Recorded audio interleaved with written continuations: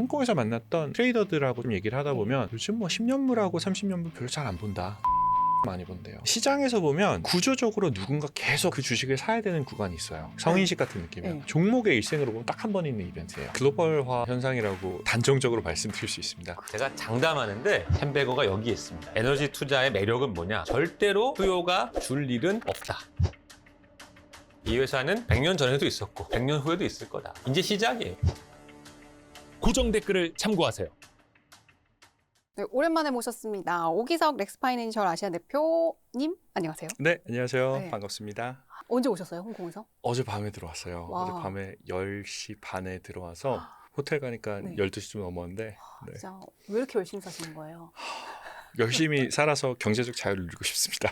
아니 이렇게 투자도 하고요. 그쵸. 이 시장이 이제 평생 한 번 올까 말까 한 기회라는데. 맞아요. 아 근데 오늘 시장 보니까 또 변동성이 어제는 이제 삼전닉스 다 최고가로 맞아요. 마감을 했는데 또 어제가 또 이 레버리지 단일 종목 네. 레버리지 상장일이었잖아요. 근데 어제 투자하신 분들은 또 오늘 굉장히 또 우울한 하루를 또 보내시고 오늘 계실 것 사실 아마 조금 우울하신 하루를 보이지 않았나? 그렇죠. 근데 이게 레버리지 인버스 ETF는 일상적인 일인 것 같아요. 많이 빠졌다가 또 오르면 또 굉장히 빨리 오르고 그래서 처음 레버리지 투자하신 분들은 조금 어색하시거나 네. 마음 안 좋으실 수 있겠지만 이럴수록 사실 이제 그 본인 투자하시는 그 전략을 세우시고 가셔야 되는데 그 많이 좀 말씀드리고 싶은 거는 레버리지는 장기 투자를 하시는 분도 계시거든요. 근데 장기 투자 하실 거면 정말 계속 이제 시장을 모니터링하고 수익률 모니터링 하시면서 나는 뭐 장이 열려 있는 일과 시간에 언제라도 나는 그 팔 수 있다. 네. 매수를 더 할 수 있다. 이러신 분들은 적합하고요. 그게 아니라 나는 오늘 사고 한 달 있다 볼래. 1년 있다 볼래. 그런 분들한테는 사실 적합한 상품은 아니에요.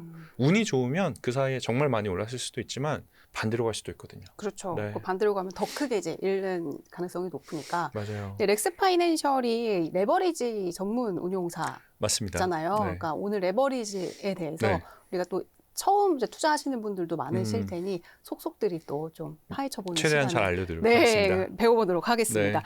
일단 지금 이 시장의 변동성이 네. 이제 뭐 레버리지가 상장해서 커진 건 아니겠지만 변동성이 굉장히 큰데 맞아요. 이렇게 삼전닉스 단일 종목 레버리지 또 인버스가 상장이 되면 네. 이제 시장의 본 주식과 네. 이 시장에 어느 정도 영향을 미치는지 그거를 좀 여쭤보고 싶어요. 많은 분들이 사실 네. 궁금해하시기도 하고 좀 우려 섞이신 분들도 있는데 네.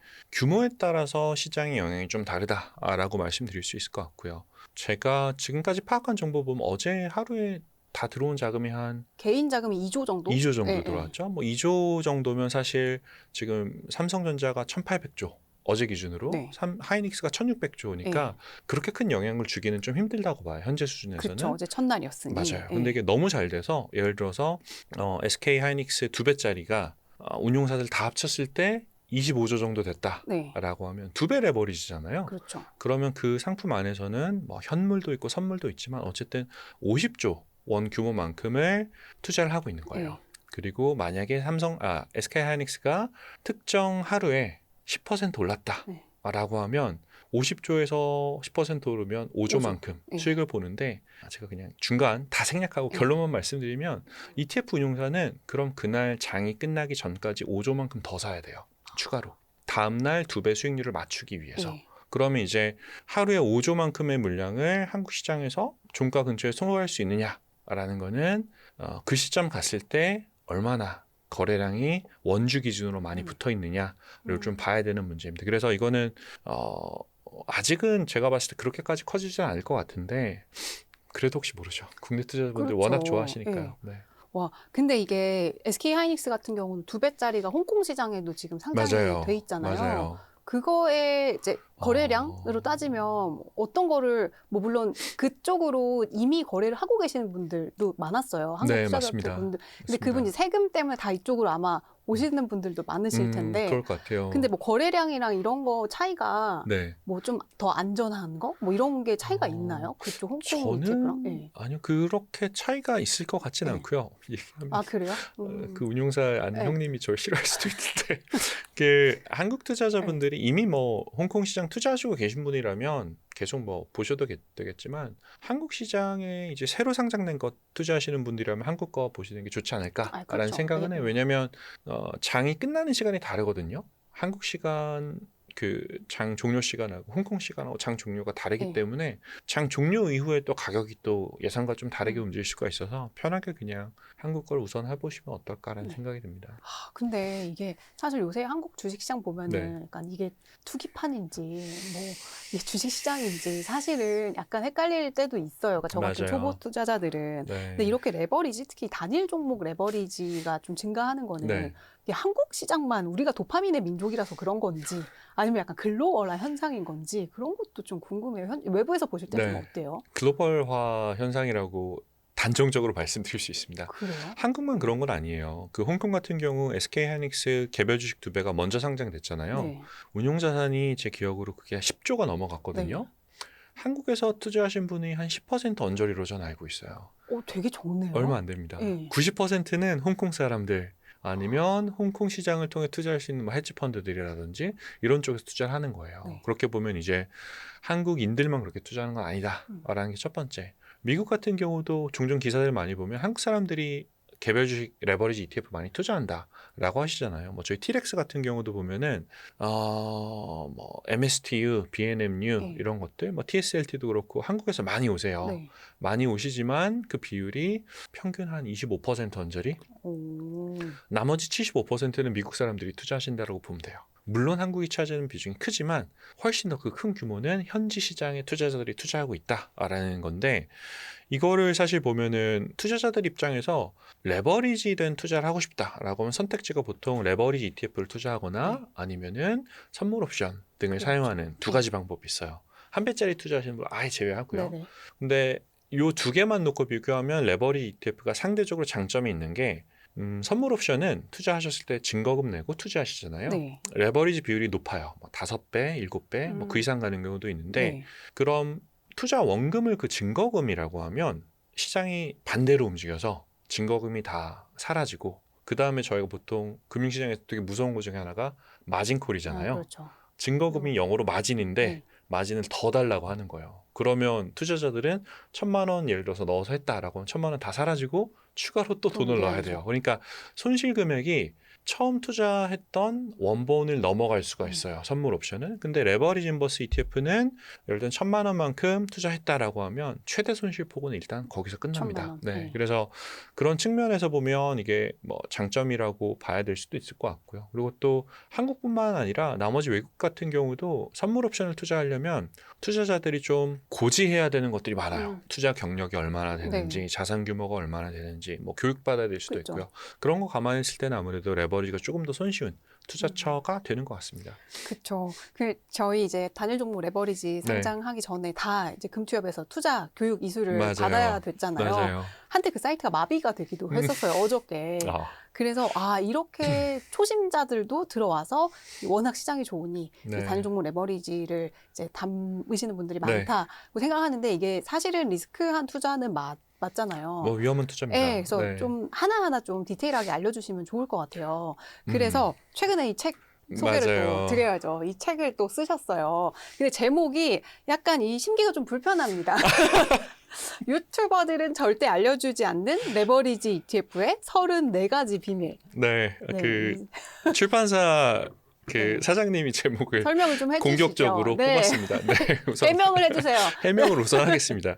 제가 이제 경력이 운용사 경력이 한 20년 정도 되는데 네. 그중에 한 16년, 7년은 ETF 쪽에 있었어요. 그리고 그 안에서 굉장히 긴 기간을 레버리지 상품을 많이 했는데 디렉시온에도 있었었고 뭐 지금 렉스에서도 레버리지 하는데 투자자분들을 만나서 교육하거나 얘기하다 보면은 자주 나오는 질문들이 있어요. 굉장히 자주 나오는 질문들이고 어떻게 보면 기본적인 내용이지만 사실 누가 속 시원하게 알려주지 않는 그리고 최근에는 뭐 유튜버 분들 보면 뭐 와이스트릿을 제외하고 네 가끔 이제 유튜버 분들도 경험이 조금 모자라신 분들은 본인의 해석으로 설명을 하시는데 그게 맞는 경우도 있고 딱히 그렇지 않은 네. 경우도 있거든요. 그래서 그런 부분들을 제가 어떻게 보면 좀 딱딱할 수 있어요. 책 자체가. 읽다 보면은 그래서 이걸 레버리지 하지 말라는 소리네 라는 걸로 들리실 텐데 네. 근데 그래도 일단은 제가 많이 받았던 질문들 최대한 다 답변 드리려고 만들었고요. 그 레버리지 투자하시는 거는 본인의 선택이시지만 투자 전에는 특정 이런 특징들은 그래도 꼭 알고 갔으면 좋겠다라는 네. 것들 위주로 정리해봤습니다. 그러니까 우리가 알아야 하는 가장 네. 큰 레버리지의 특징이라고 네. 하면 뭐가 있을까요? 우선은 이제 가장 큰 레버리지의 특징은 이거는 이제 많이 아시겠지만 한 번 더 말씀드리면 레버리지 상품은 한국이든 미국이든 일본이든 거의 한 99% 그래요. 그 장기 수익률의 2배를 만드는 상품이 아니라 하루 수익률, 일일 수익률의 2배를 만드는 상품이에요. 이제 그러다 보니까 장기 수익률, 예를 들어서 열흘 동안 지수가 10% 올랐다라고 하면 레버리지 ETF는 20%가 되는 게 아니라 그 중간에 어떻게 움직였는지 따라서 더 오를 수도 있고 20%가 안 될 수도 있어요. 그래서 이런 부분에 대한 이제 인식이 처음 필요하고 그러면 어떤 국면에서 투자하면 상대적으로 유리한지 예를 들어서 레버리지 ETF는 투자하시면 제일 좋은 장이 예를 들어서 SK 하이닉스 얘기를 네. 한번 다시 드리면 지난 한 9개월 동안 엄청 좋았잖아요. 그렇죠. 거의 뭐 중간에 부침은 있었지만 한 방향으로 계속 네. 올라가는 이렇게 내가 투자하는 레버리지 상품의 기초 자산이 한 방향으로 모멘텀이 강하다. 라고 하면 사실 이때는 레버리지 상품을 사용하시면 수익이 더 많이 날 수 있는 기회가 있어요. 그리고 반대로 얘기하면 모멘텀이 없으면 예를 들어서 횡보하거나 아니면 등락이 계속 이어진 이런 장은 이제 그 레버리지 ETF 운용상 순자산이 계속 아래로 떨어지는 뭐 이게 뭐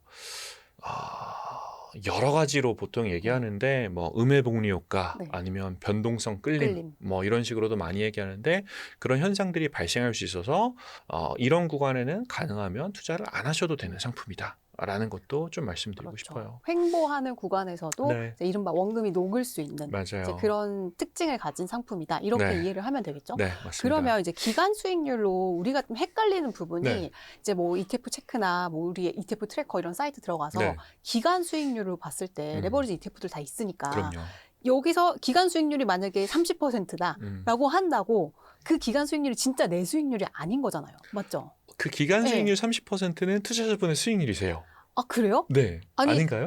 그 일일 수익률을 따라가잖아요. 일일 네. 수익률의 복리로 네. 그만큼이 나온 거죠. 아, 그러면은 그 나와 있는 수익률은 뭐 6개월 수익률 얼마? 네. 이게 실제로 6개월 동안 그 사이에 투자를 한 사람들의 수익률을 보여주는 거 맞아요? 맞습니다. 그러니까 6개월을 그냥 보유했다라고 네. 했을 때 나오는 수익률이고요. 아, 그렇구나. 네. 이것도 약간 헷갈리시는 분들, 저도 지금 헷갈렸거든요. 그렇구나. 왜냐면 네. 매일매일 수익률이 다르니까 네, 이제 네, 네, 이 네. 기간 동안 명확하게 들어갔을 때 이 수익률이 네. 나오는 건가? 그건 맞습니다. 아, 그거 맞아요? 네, 그건 맞아요. 그건 네. 믿어도 되겠군요. 그래서 이제 그걸 네. 보시면 예를 들어서 레버리지 상품의 뭐 3개월 수익률을 뭐 ETF 체크 같은 네. 데서 보시고 그럼 기초 자산의 수익률 3개월을 보시면 이게 딱 2배가 안 될 거예요. 2배가 그럼 넘을 수도 있고 넘을 적을 수도 있고 있어요? 적을 수도 있어요. 아, 그럼 넘을 때는 이제 확실하게 이 양의 모멘텀을 탔을 때는 네. 더 복리 효과로 더 넘어가는 맞습니다. 거고 횡보하거나 빠졌을 때는 더 내려가는 거라고 네. 보면 되는 거예요? 맞아요. 네, 이거를 제가 어떻게 설명하면 제일 쉬울까라고 진짜 몇 년을 고민을 했는데 네. 책에도 없는 내용이 사실 네, 네. 책에는 이렇게 안 썼는데 오늘 아침에 다른 기자분하고 네. 얘기하다가 이게 방법이 괜찮을 것 같아서 네. 말씀을 드리면 그 레버리지 상품은 우선 앞부분은 좀 어렵습니다. 네. 먼저 말씀드릴게요. 네. 예를 들어서 SK 하이닉스 다시 들어갈게요. SK 하이닉스가 ETF가 1조다. 1조짜리 ETF가 있다라고 하면은 그 ETF 운용사는 하루 기준 2배 수익률을 내야 그렇죠. 되잖아요. 그럼 ETF 운용사는 실제로 그 펀드 안에 2조 어치만큼의 SK 하이닉스를 들고 있는 거예요. 네. 2배만큼 수익을 내야 네. 되니까 보통 돈을 빌려오든지 아니면 수합을 받아오든지 선물을 쓰든지 여러 방법으로 2배를 만듭니다. 네. 그래서 10% 올랐다. 라고 하면 지수가 10% 오르면 그러면 그 펀드 매니저는 2조만큼 들고 있었으니까 2천억만큼 수익이 나잖아요. 네. 2천억만큼 수익이 나고 그러면 순자산은 1조 2천억이 돼요. 그죠? 1조 2천억이 돼요. 네. 근데 그럼 이 매니저는 다음 날을 또 대비해야 되는데 이 다음 날 기준으로 또 2배 수익률을 내야 되는데 이 펀드 안에는 지금 얼마가 있냐면 1조 2천억이 됐죠. 1조 2천억이 됐고 네. 그럼 이거를 2배를 만들기 위해서는 2조 4천억을 그렇죠. 만들어야 되는데 네. 제가 좀 전에 수익으로만 보면 장 초반에 2조 있었던 거에 10% 나오면 2조 2천억이니까 네. 2천억만큼이 모자라요. 네. 그럼 2천억만큼을 더 사야 되는 거예요. 그래서 이런 이유 때문에 복리 효과가 나오는데 이걸 조금 더 쉽게 설명하면 뭐냐면 레버리지 아예 생각하지 마시고 그냥 개인 투자자가 SK 하이닉스 사신다고 생각해봐요.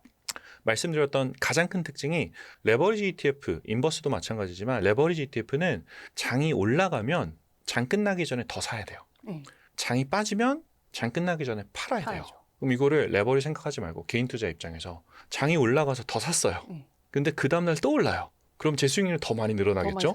또 올라면 또 사고 그 다음날 또 올라가니까 계속 수익이 더 많이 올라오는 거예요. 조금씩 그게 이제 물을 재밌는 열심히 잘 탄 거죠. 어떻게 보면은.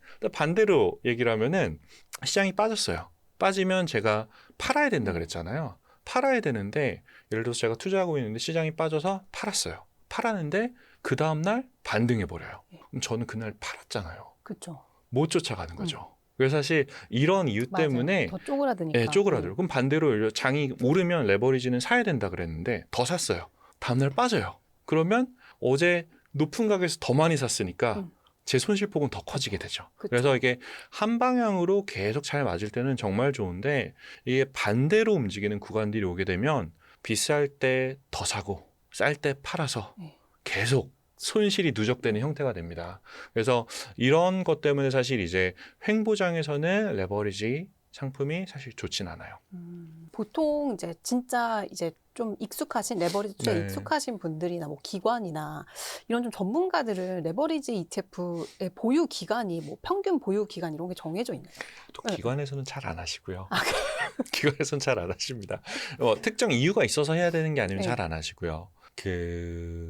미국 저희 티렉스 상품 기준으로 말씀드리면 티렉스는 미국에서 최초로 2배 레버리지 맞아요. ETF 그때 만든 상장하신 네, 상품 저희 라인업 브랜드인데 보통 평균 보유 기간이 한 이틀 되는 것 같아요. 이틀이요? 이틀. 그러니까 개인들이 아니면은- 전체 다 네. 합쳐서요. 어떻게 계산하냐면 네. ETF는 좌수라는 게 있잖아요. 좌수. 예를 들어서 발행 지금 ETF 한 게 뭐 100만 좌를 발행을 했다. 근데 하루 거래량이 50만 좌예요. 네. 그러면 이틀이면 한 바퀴 도는 거잖아요. 그렇죠. 네. 그렇게 사실 되게 단기적으로 많이 하시고요. 시장 상황에 따라 좀 다르긴 한데 보통 이틀에서 5일 사이 정도가 평균 그렇게 보유 기간 계산이 됩니다. 진짜 네. 생각보다 더 짧네요. 엄청 짧아요. 와. 근데 이것도 사실 평균의 함정이기 때문에 어떤 분들은 좀 길게 가져가시고요. 어떤 분들은 하루에도 열 몇 번씩 하시고 이런 게 다 섞여서 와. 평균으로 보면 보통 이틀에서 5일 정도 사이가 많이 됩니다. 그러면 이제 레버리지의 매도 시점을 이제 선택을 할 때 네.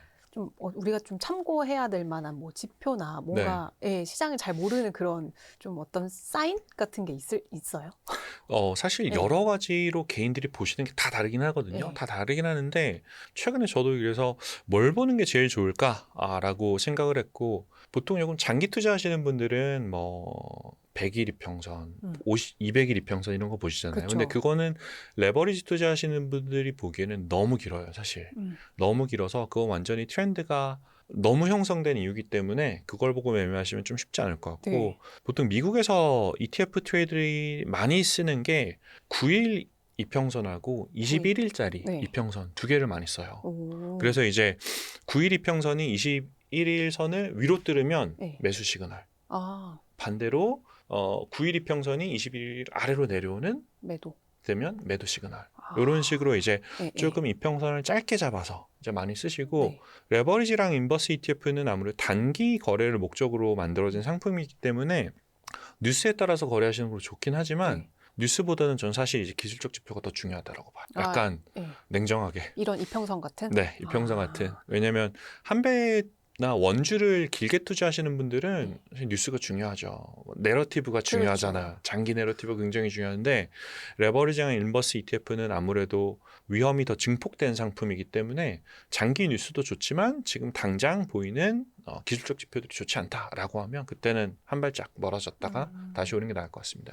확실히 돈을 더 많이 벌려면 더 부지런해져야 되는 것 같아요. 부지런해져야 되고 더 네. 기계적이어야 되는 것 같아요. 네. 아, 그러면 또 이 책에 나와 있는 이 네. 34가지 이 유튜버들은 알려주지 않는 네. 비밀 중에 그러면 아까 말씀하신 그 변동성 끌림, 뭐 네. 음의 복리 효과 말고 그거 다음으로 중요한 건 또 어떤 비밀이에요? 레버리지 ETF 투자하는 게 위험하냐? 인버스 ETF 투자하는 게 위험하냐? 둘 중에 하나만 놓고 보면 저는 인버스가 훨씬 더 위험하고 인버스는 정말 단기로 써야 된다라고 말씀드리고 싶어요. 같은 이치 아니에요? 논리는 같은 거 아니에요? 논리는 같지만 방향이 좀 다릅니다. 변동성 끌림을 정말 쉽게 얘기하려면 우선 10%가 올랐다라고 했을 때 2배짜리 상품은 20%, 그렇죠. 요 거리가 10%만큼 10% 나오고 네. 3배짜리 상품은 20이니까 이거 20만큼 나와요. 만약에 1.1배 상품이 네. 있다라고 하면 이게 거리가 11% 올랐으니까 1% 1%. 차이가 나겠죠. 네. 변동성 끌림의 규모는 대충 어떻게 계산되냐면 요 거리로 계산이 돼요. 얼마나 가까운지. 얼마나 가까운지, 원주의 수익률과 얼마나 가까운지. 원주의 수익률과 멀면 멀수록 변동성 끌림이 커지거든요. 네. 근데 레버리지 2배 상품하고 원주랑 비교하면 10%밖에 차이가 안 나요. 근데 그렇죠. 인버스 1배 상품은 반대로 20%만큼 차이가 나는 거예요. 그렇죠. 원주가 지금 일단 10% 10% 오르면 올랐으니까. 그럼 마이너스 20%가 네. 되니까 20%만큼. 네. 어떻게 보면 마이너스 3배짜리 상품이 레버리지 2배 상품보다 더 변동성 그쵸, 끌림 그쵸. 효과가 클 수 있다는 네네. 거예요. 그리고 만약에 레버리지 2배 상품 같은 경우는 아예 반대로 30%만큼 격차가 엄청나게 커지기 때문에 이게 녹아내리는 속도가 훨씬 빨라요. 그래서 미국에 있는 ETF들, 특히 3배짜리 상품들 네. 장기 차트를 보시면 거의 예외 없이 차트가 0으로 수렴합니다. 아, 거의 0으로 수렴해요. 3배짜리 레버리지는 그래도 올라가는 네. 게 보여요. 장기로 보면은 SOXL 같은 경우도 잘 네. 올라가고. 근데 그렇죠. 3배 인버스는 정말 예외 없이 거의 다 0으로 수렴해요. 아, 3배짜리 곧버스가 있긴 있어요. 미국엔 있죠. 네. 미국엔 오. 있습니다. 미국에는 지금 최대 3배짜리까지 가능하고요. 이건 조금 디테일한 네. 얘기지만 지금 추가로 3배 출시하는 게 가능하냐 하면 ETF로는 안 돼요. 그래서 지금 프로시아하고 디렉시온에서 나온 상품 3배짜리 상품들이 계속 이제 있고요. 저희는 이제 마이크로 섹터라는 ETN으로 노트로 만든 상품이 3배짜리 상품들이 네. 있습니다. 네. 아, 그렇구나. 그러니까 이 곧버스 상품이 네. 레버리지 상품 양의 이제 ETF보다 훨씬 더 위험하다. 훨씬 더 위험합니다. 그렇게 이해를 하면 네. 되겠구나. 그래서 훨씬 더 단기로 훨씬 단기로. 더 짧게 가져가셔야 돼요. 그렇죠. 초보들은 사실 네. 인버스 하면은 네. 쉽지 않은 것 같아요. 레버리지도 네, 그렇지만. 네. 네. 아, 그러면 이제 현 상황에서 어쨌든 지금 뭐 AI발 이렇게 산업의 지각 변동이 일어나고 있는 이런 네. 상황에서 레버리지도 또 다른 하나의 투자 수단으로 점점 그럼요. 확장이 되는 맞습니다. 거잖아요. 이제 좀 실전 투자 전략을 우리가 포트폴리오 측면에서 좀 살펴보면 네. 어떤 좀 전략을 추천해 주실 수 있으세요? 그 시장에서 보면 구조적으로 누군가 계속 그 주식을 사야 되는 구간이 있어요. 가장 대표적인 케이스가 그 미국의 대형 기술주들이나 대형주들이 신규로 지수에 편입되는 순간이에요. 그렇죠. 얼마 전에 이제 한 2달 전쯤에 샌디스크가 네. 나스닥 지수에 편입되던 순간이 있었는데 그게 편입된다고 발표하고 실제 편입 기간까지가 한 일주일 정도가 있었거든요. 그럼 요 사이를 보통 이제 케이스마다 다르지만 그 5거래일 동안 지수 운용사들은 계속 이걸 조금씩 사가기 시작해요. 아, 시장은 위아래로 움직일 수 있지만 샌디스크의 수급만 하나 놓고 보면 네. 이때는 매수가 훨씬 더 강할 확률이 높은 거죠. 그렇죠. 네, 당연히 담아야 되는 당연히 거니까. 담아야 되고 네. 또 샌디스크가 시총이 상당히 큰 상태로 들어갔기 때문에 이게 패시브 펀드에서 들어온 자금을 무시할 수가 없는 케이스가 되거든요. 네. 그래서 그런 것들을 생각을 해보면 이제 그런 이벤트가 있을 때 활용하면 좋지 않나라는 생각이 들고요. 네. 또 한국보다는 미국에서 조금 더 많이 쓰긴 한데 실적 발표 때 실적 발표 전에 사실 이제 많이 사용하세요. 그래서 하나의 케이스는 뭐 엔비디아 실적 발표가 네. 나왔다라고 하면 엔비디아 레버리지 상품을 보는 것도 가능하겠지만 그 엔비디아 실적 발표의 방향성에 따라서 영향을 받을 수 있는 뭐 마이크론이라든지 네. 아니면 사실 한국에 있는 종목들도 마찬가지죠. 엔비디아 실적 따라서 한국의 삼전하고 SK하이닉스 같이 움직이잖아요. 그런 대형 실적 발표 이벤트가 있을 때 본인이 생각하는 방향으로 먼저 사전에 베팅해 놓는 것 역시도 이것도 사실 사전 베팅이니까 딱 하루만 하시면 되는 거예요. 그 전날 들어갔다가 맞으면 수익 보고 아니면 그냥 다음날 나오고 이런 식으로 이제 좀 단기적으로 활용할 수 있는 방법들이 있지 않나 싶습니다. 무조건 그 승률이 높은 그런 전 승률이 케이스들. 높은 쪽으로 갔으면 좋겠어요. 네. 그럼 하루 뭐 이틀만 하더라도 네. 이런 식으로 지수가 편입되기 직전이거나 네. 그러니까 보통 상장이 되고 지수 편입될 때까지 기간이 있잖아요. 기간이 좀 있죠. 네. 기간이 있는데 스페이스X 때문에 사실 이런 질문 또 많이 받아요. 네. 이제 다음 달에 상장하는데 언제 편입되느냐. 일반적인 경우는 예전에는 나스닥 같은 경우는 상장 후 3개월이 필요했어요. S&P는 더 보수적이에요. 네. 상장 후 12개월이 필요했어요.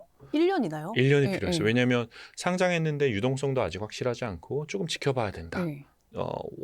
워낙 큰 지수다 보니까 좀 그쵸. 보수적으로 네. 가는데 러셀청 같은 경우 한국에서는 좀 덜 유명하지만 미국에서는 굉장히 많이 네. 쓰거든요. 이거는 분기에 한 번씩 평가를 분기에 했어요. 한 번. 근데 네. 이걸 지금 어떻게 하냐면 나스닥 같은 경우가 패스트 엔트리라고 네. 패스트트랙 같은 건가요? 패스트트랙 같은 네, 걸 네. 만들었어요. 그래서 나스닥이 지금 룰을 어떻게 바꿨냐면 네. 시총이 상위 40위 내에 드는 종목들은 15거래일 안에 붙이겠다.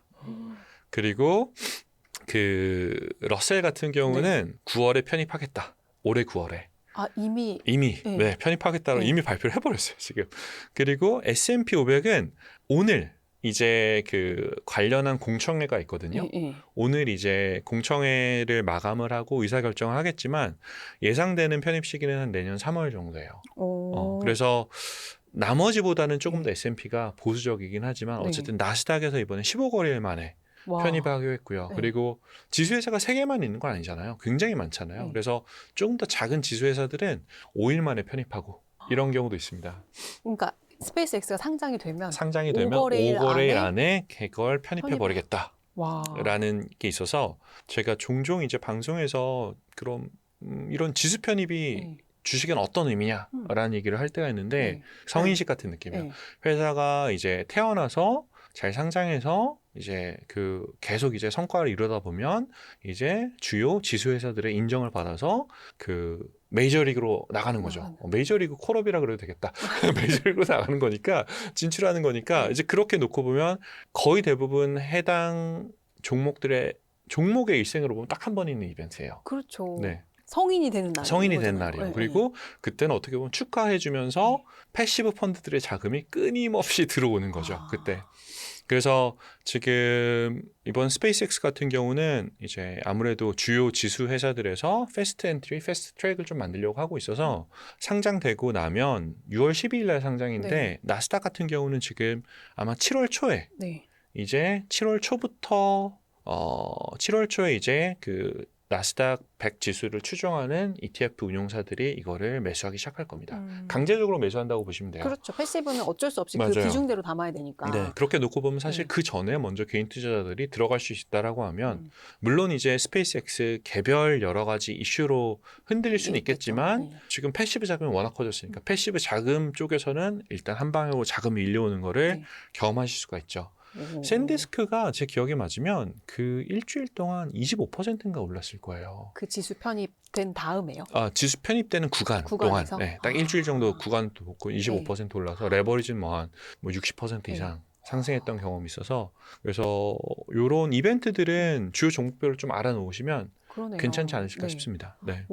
근데 아까 또 그 두 번째로 말씀해주신 게 실적 발표 이용하는 맞아요. 거라고 하셨잖아요. 네. 근데 제 기억으로는 실적이 예상보다 더 좋게 나와도 네. 주가는 또 빠지거나 이게 종잡을 수가 없을 때가 이게 가이던스에 따라서 또 달라지거나 있어요. 이런 경우들이 네. 있는데 이건 네. 그냥 변수라고 생각하면 돼야 되는 그거는 네. 사실 변수라고 생각하시면 될 것 같고 네. 사실 그럼 언제 실적 발표의 이펙트가 가장 크냐라고 하면 턴어라운드 하는 시점.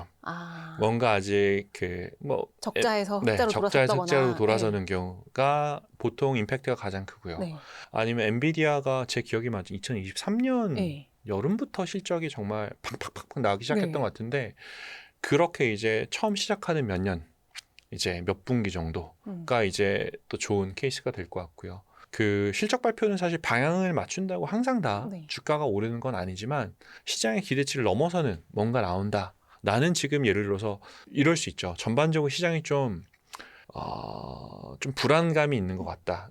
시계를 좀 돌려서 이란하고 이스라엘 사건이 있을 때 사실 다들 이거 어떻게 하냐, 경기 침체하면 네. 어떻게 하냐 했을 때 나는 그것과 상관없이 실제 빅테크들 실적이 좋을 것 같다라고 하시면 이제 그걸 보시면서 이제 그 단기적인 본인의 베팅을 해보실 수 있는 거죠.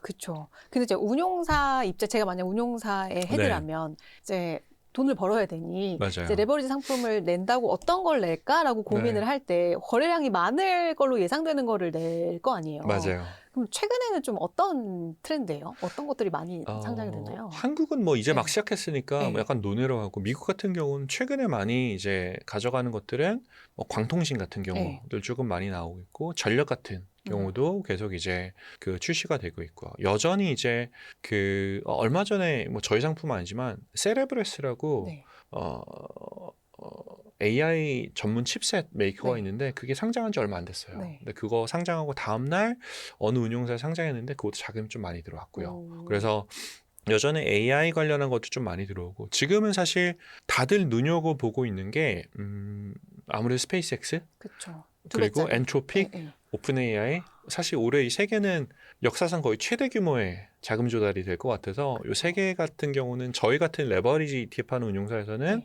관심을 아무래도 정말 이렇게 볼 수밖에 없습니다. 네. 아, 그 하이닉스도 ADR 상장 맞아요. 되잖아요. 네. 그것도 그러면 2배짜리로 나올 수도 있어요? 저희도 지금 상장 신청서 내놨어요. 아, 그래요? 네, SK 하이닉스도 했고 네. 삼성전자도 했고 뭐 현대차, 모비스 그 최근에 일본에서 많이 하시는 키옥시아 같은 아, 기억시. 네, 그런 반도체 것들도 다 해놔서 상장이 언제 될지는 아직 잘 모르겠어요. 아. 네, 근데 어쨌든 저희도 많이 노력은 하고 있습니다. 아, 네. 그러게요. 그 이제 어쨌든 홍콩 이제 외국에서 보는 네. 또 이 AI 업계 뭔가 트렌드가 조금 우리나라에서랑 또 다를 수도 있을 것 같은데 비슷합니다. 비슷해요? 제가 봤을 때 네. 지금이 한국이 전 세계 투자자들이 을 봤을 때 한국이 유행을 주도하는 것 같아요. 그래요? 네. 오. 한국과 미국이 주도하는데 네. 제가 봤을 때는 한국이 어쩌면 조금 더 빠르지 않나? 라는 느낌?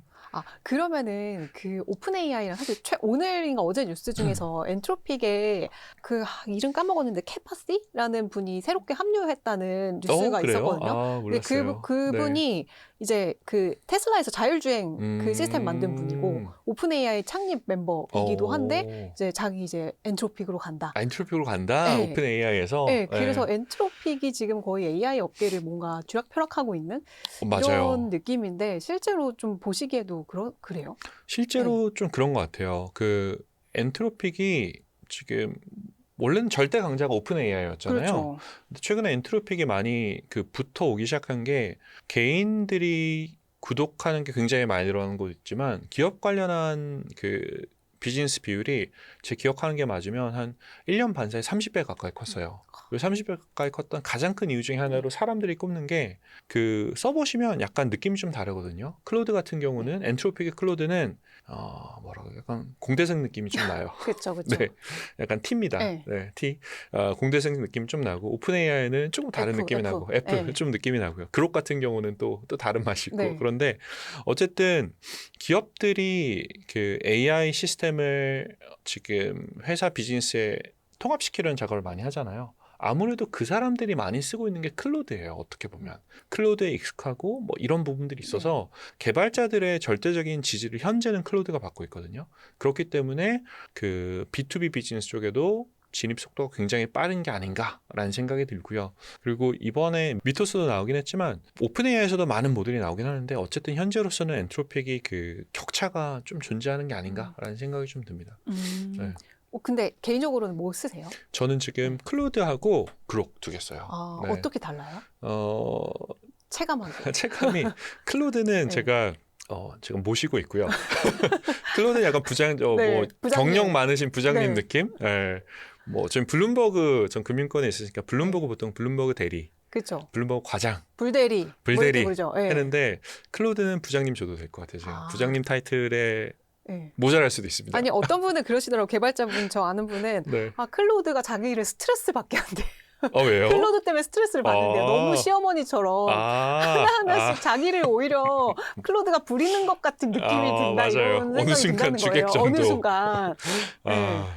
굉장히 디테일하게 뭔가를 다 챙기는 그런 그런 느낌이에요. 네, 저는 그러니까 네. 클로드를 쓴 지는 솔직히 얼마 안 됐어요. 이제 한 두 달 네. 정도 됐는데 그 전엔 그록을 계속 쓰고 있었었고 그록을 좋아하다가 클로드를 뭐 친구들이 워낙 이제 좋다 그래가지고 네. 써봤는데 처음 30분은 약간 이걸 왜 쓰는지 모르겠는데 별로였거든요. 네. 30분 딱 지나니까 제가 말하는 것들을 혹은 적는 것들을 의도를 너무 정확하게 이해하는 거예요. 무서울 정도로. 네. 그리고 지금은 저는 하여튼 클로드 없으면 안 됩니다. 그렇구나. 아, 역시나 챗 GPT는 버리신 지 오래군요. 챗 GPT는 제가 싫어하는 건 아니지만 그 홍콩에서는 저 홍콩에 있으니까 네. 홍콩에서는 챗 GPT를 못 써요. 아, 막아놔요? 막아놨어요. 그록은 돼요. 네, 사실 네. 클로드도 못 써요. 근데 네. 클로드는 지금 VPN 써가면서 지금 쓰고 있어요. 아, 그러시구나. 네. 근데 이제 운용사들 입장에서는 이제 오픈 AI도 상장을 하고 이제 네. 엔트로픽도 상장을 할 테니 네. 이 2배짜리 상품을 단위 종목 2배짜리 그러니까 레버리지 상품을 내려고 다들 준비를 할 거 맞아요. 아니에요. 혹시 둘 중에 좀 더 인기가 많은 이제 그런 게 있나요? 아니면 둘 다 비슷하게 제 생각에는 네. 다 할 것 같은데 네. 엔트로픽 상장이 좀 더 빠를 거예요. 엔트로픽이 상장이 올해 9월? 9월? 네, 9월 정도로 얘기가 나오는데 아직 뭐 확실한 그건 로드맵은 없지만 오픈 AI도 제가 봤을 때는 원래는 내년 얘기 있다가 올해 무조건 상장시킬 네. 것 같아서 저희야 이제 다 하려고 하고 있습니다. 있는 거 그냥 다 깔아놓고. 네, 다 깔아놓으려고 하고 있습니다. 그렇구나. 그럼 지금 이제 대표님이 보시기에 이제 AI 업계 네. 제일 큰 우리가 투자 아이디어를 좀 네. 찾아봐야 되는 좀 네. 주의 깊게 관심을 가져야 되는 좀 분야나 네. 좀 어떤 섹터 이런 것들을 뭘로 보세요?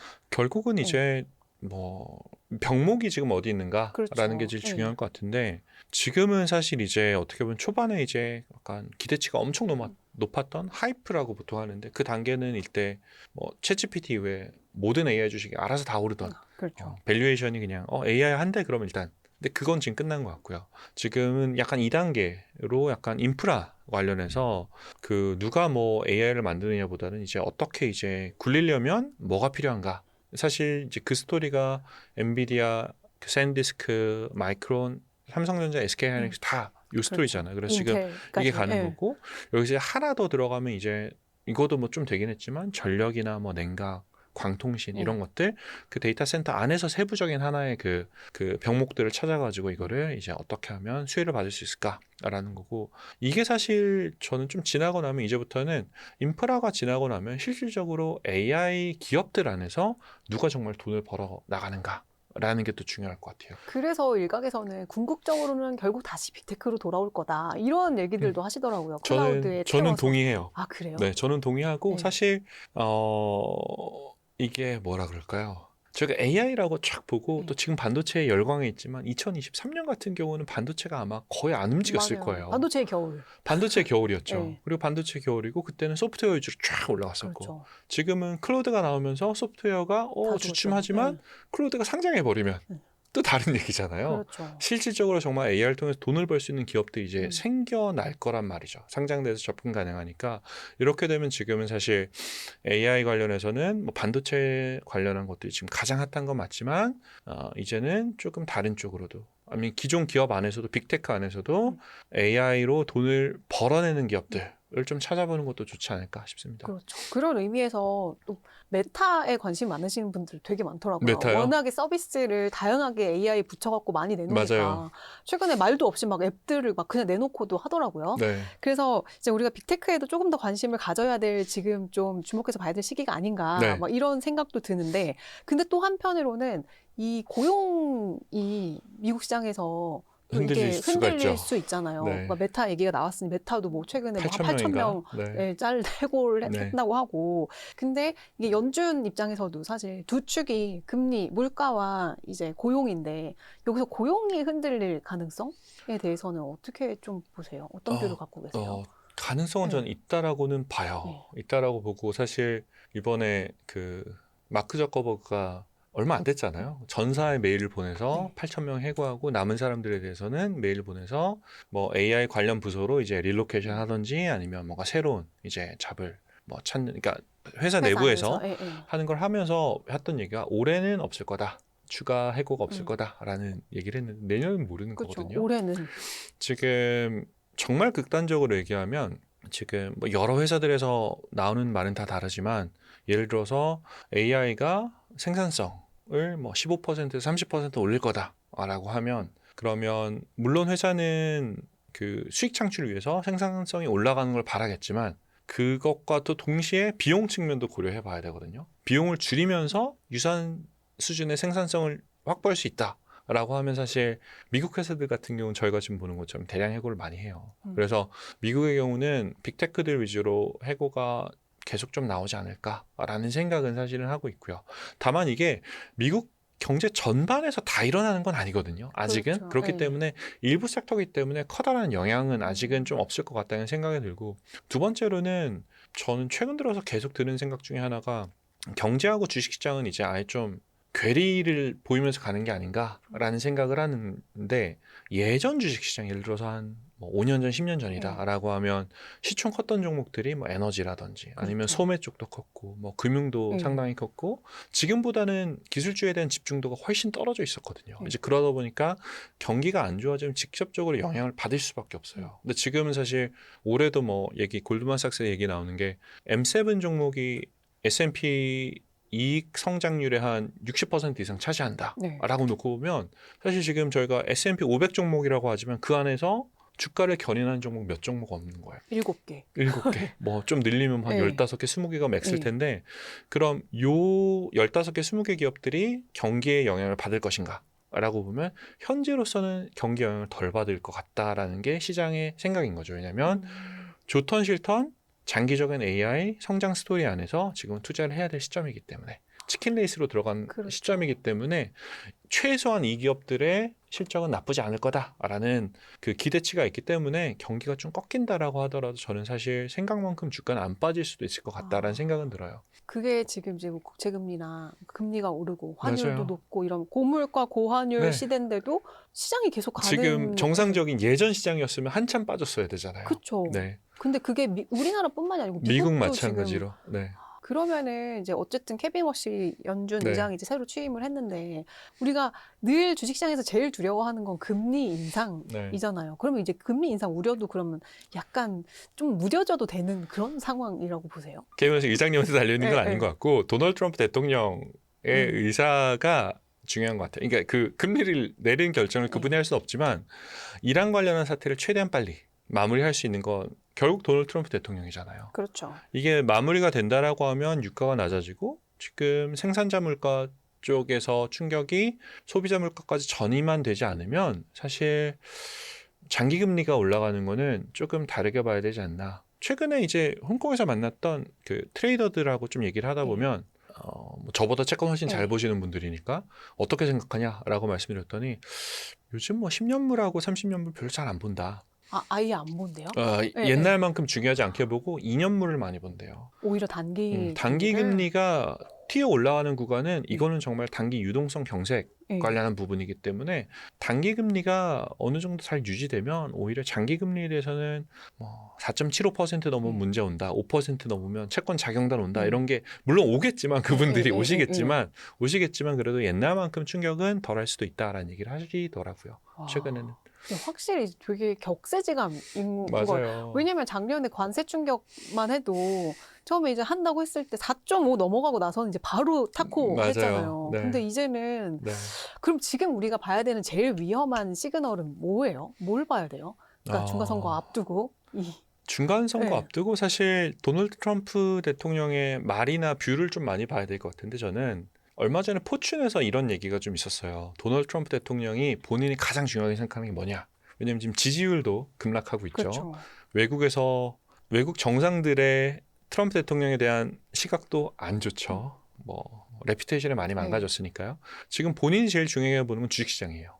주식시장 올타임 하이. 그러니까 이것만은 이 주식시장 올타임 하이면 나는 여전히 그 미국 대통령으로서 리더십이 있다라고 생각한다라고 포춘에서 썼거든요. 근데 거기에 동의하시는 분들이 굉장히 많으시더라고요. 그래서 그렇게 놓고 보면 사실 위험한 구간들이 있겠지만, 위험한 구간들이 나올 때마다 중간선거 전까지는 계속 타코가 어떤 형태로든 나오지 않겠는가 라는 생각도 좀 하고 있습니다. 수급적인 측면도 좀 네. 여쭤보고 싶은데, 외국인들은 지금 국내 주식을 계속 팔고 있단 말이에요.